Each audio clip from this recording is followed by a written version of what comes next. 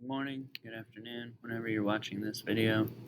Um, just wanted to make this video because the first assignment that we're going to do this week is over evolution notes. So watch this video, fill in your fill in the blank notes. So the first thing I want you to do is define the word evolution in your own words. Okay, so write down whatever you know about the word evolution, any definition, any examples that you might know of before we continue these notes. Pause the video, maybe 30 seconds or so, write down as many things as you know. I'll kind of give a brief pause right now.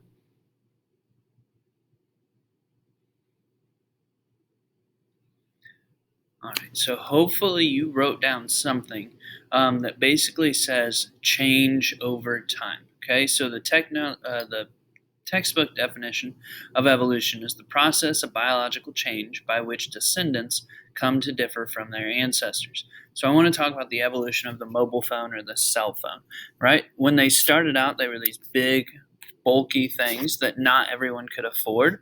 And throughout time, they've gotten kind of smaller and easier to use, a lot better technology, until eventually now we all have these smartphones that have internet capabilities, all these different apps, just a bunch of different things that we can do on our phones now that weren't available when they first started. Okay, so the descendants have evolved, have changed throughout time from their ancestors.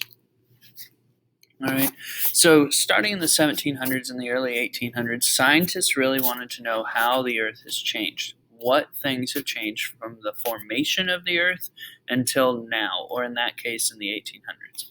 Okay, so these two major ideas kind of evolved throughout all scientists. Number one, how old was the Earth? Okay, number two, how have the organisms changed throughout time on the Earth? So were humans here when the Earth was first formed? Is it possible that they didn't come here right when the Earth was first formed, but could it have taken more time? And then how old was the Earth? A lot of evolutionary scientists wanted to know if the Earth was older than people were, what was it like before people got here? Okay, so some major scientists that we're going to study. Basically, the idea is you don't need to know anything about a scientist other than what they did and their last name. Okay, so I'm going to go through and you'll learn their names. You'll see them on the slides. But as long as you know their last name and what they did, you will be fine when we take our Evolution Part 1 test. Okay, so Carlos Linnaeus, I'll just refer to him as Linnaeus. George Louis Leclerc de Buffon, or Buffon. Okay, Erasmus Darwin, he's one that I'm going to ask that you remember. He is E. Darwin or Erasmus Darwin, because later when we learn about his grandson, Charles Darwin. Okay, so there will be two people with the same last name, so just remember there will be a difference between Erasmus Darwin and Charles Darwin. And then last but not least, Jean-Baptiste Lamarck. Lamarck is fine. We're going to view all four of these scientists in a lot more detail throughout the next couple slides. All right, so looking at Linnaeus, Carlos Linnaeus created this organization system that he believed could categorize all living things. Okay, so I'm going to write the word life here. If you want to put this on your slide, that would be great. If not, if you just want to refer to this video, that's fine too. Okay, so he said that only 3 categories of life existed. Okay, in his mind, you were only alive if you were a plant, an animal, or a mineral. Okay, and what he argued was that these 3 categories fit every living thing on Earth. Okay, and Linnaeus gets a little flack for that because he said that humans belong to the animal kingdom, or in this case, he called them domains.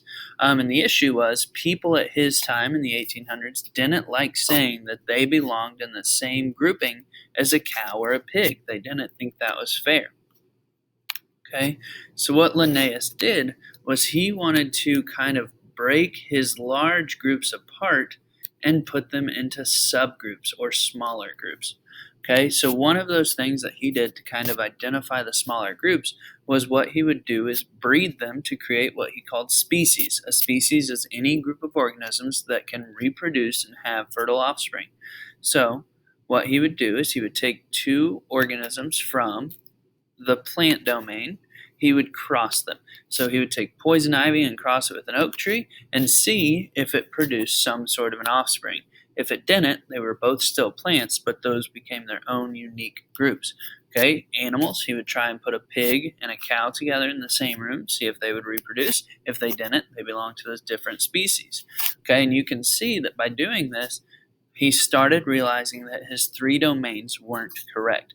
Okay, plants were fine, animals were fine, but minerals didn't make sense as a living thing because no matter how many different rocks or minerals he put into a room, they never reproduced.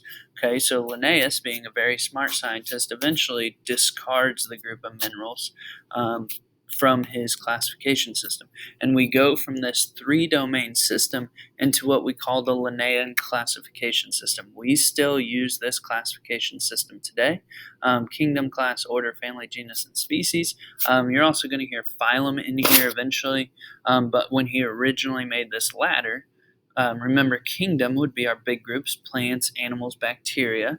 And then class, we're not really going to get into that yet, but he really created these two rungs, and scientists since then have grouped them using a lot more evidence that Linnaeus didn't have back in the 1800s.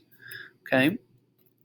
All right, so one of Linnaeus's big contributions to evolutionary scientists was what we call cladograms. Okay, so you can see the starting of a cladogram on this next slide, but what I want to show you is it's basically a ladder that he used to show relationships between organisms. Okay, one of Linnaeus's big claims was that all living things are made of cells. So if it's a worm, it's a spider, it's an ant, it's a housefly, or a dragonfly, we're going to go ahead and put a check mark in all of these boxes because Linnaeus says if you are alive, you are made of cells.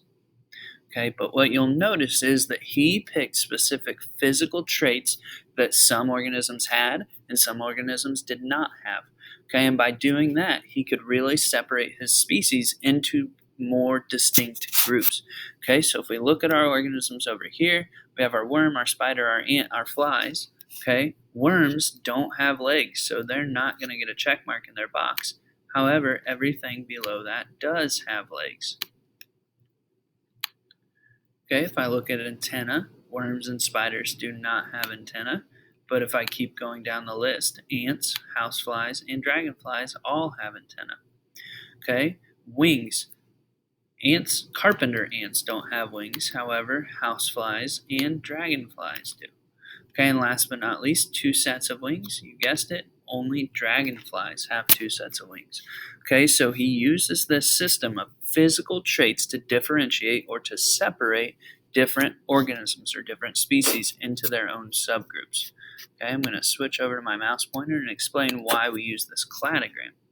Okay, so that table is really nice for the fact that it can show you what different traits they have. However, the issue becomes there's no way to see them all at the same time. Having check marks isn't the same as being able to see what they have and don't have, evolutionarily speaking. So showing us how they're related. Okay, so what he did was created this cladogram. Okay, and what I'll do is everything has cells, so everything on this fork is made of cells. However, you'll see that these tiny rungs jut out, and this is where you would write the name of the organism sticking above the fork. And then here, where we've got these boxes, that's where we're going to fill in the different traits that separate them.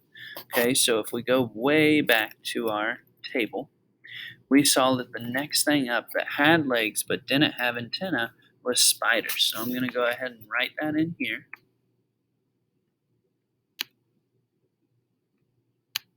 Okay. If you're artistic and you're really feeling like you should draw these out instead of writing them out, that is fine. These are your notes. You're going to turn them in. That way I can take attendance for this week. But it is not required that you have drawings. Okay, but I will ask that you have this whole slide filled out. So you can go spider, put the next trait, next organism, put the next trait, so on and so forth until you have this cladogram completed. Okay, this is a very basic cladogram. Your second assignment this week, you're going to go into a little bit more detail learning about different types of cladograms. Okay, all right.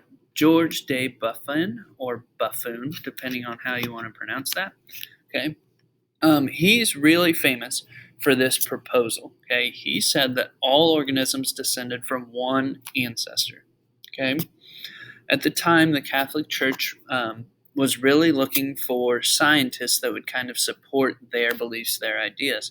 Okay, Buffon did support the idea that everything came from one ancestor, but he had a different view on who they descended from or who all organisms were made from.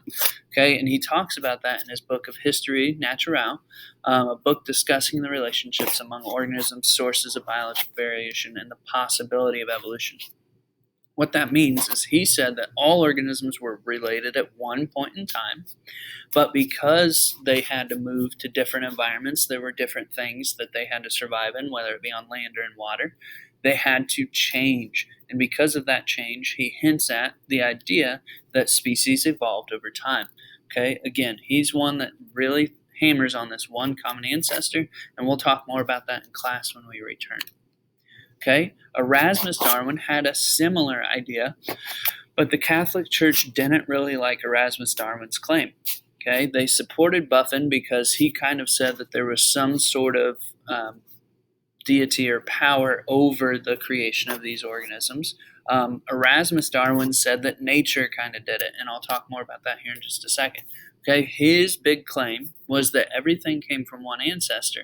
However, more complex life arises from less complex life. What does that mean? Darwin believed that bacteria were the original ancestors of all life on Earth. Okay, so the less complex these single-celled organisms start forming together, and by different mixes and matches in different environments, they start forming these different organisms throughout life. Okay, the church really didn't like this idea, and there were a lot of people that were very skeptical about the fact that a human or an elephant both came from small microscopic organisms. They did not like this idea.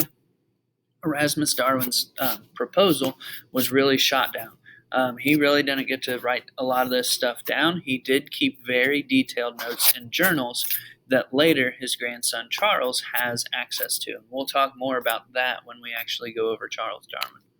Okay, and last but not least, Jean-Baptiste Lamarck. Lamarck termed this word evolution. Okay, so he presented the term evolution as change due to environmental factors. Okay, so what Lamarck proposed was that giraffe ancestors were actually more like short-necked horses or skinny cows. Okay, so throughout time, because the grass was being eaten by other organisms, the giraffe was smart enough to start looking up for food. Trees bigger in the savannas, so larger trees means they have to have larger necks. And over time, as the trees get taller and taller, the giraffes must keep stretching their neck out until they're taller and taller. So over time, you see this short-necked horse or cow eventually evolving into this long-necked giraffe that we have today. Okay, Lamarck published many findings, many evidence to support, but this was his key idea that if you use one trait enough, okay, by using one trait continuously, your offspring would acquire that trait. Okay, so I want to propose this idea. If this guy works out all the time, becomes ripped, that means that his kids would look like this. Okay, that kind of sounds silly, but that's what Lamarck was saying. If we use one trait, if I start writing with my left hand constantly, that means that my daughter, when she's born, would be left-handed. Okay? Our traits that we use more often do not just appear in the next generation. Okay? If my son wanted to look like this, he's going to have to work out. Okay? It's not that if I worked out and looked like this, my son would look like this. We're both responsible for the traits that we display. Now, are there some characteristics that you get from your parents? Absolutely. Okay, but the idea that a physical trait can be evolved or changed just by using it a lot does not occur in nature. Okay, this is your last slide, so go ahead and finish up your notes. If you have any questions, please send me an email. Other than that, I hope you have a great week, and I will see you guys after fall break.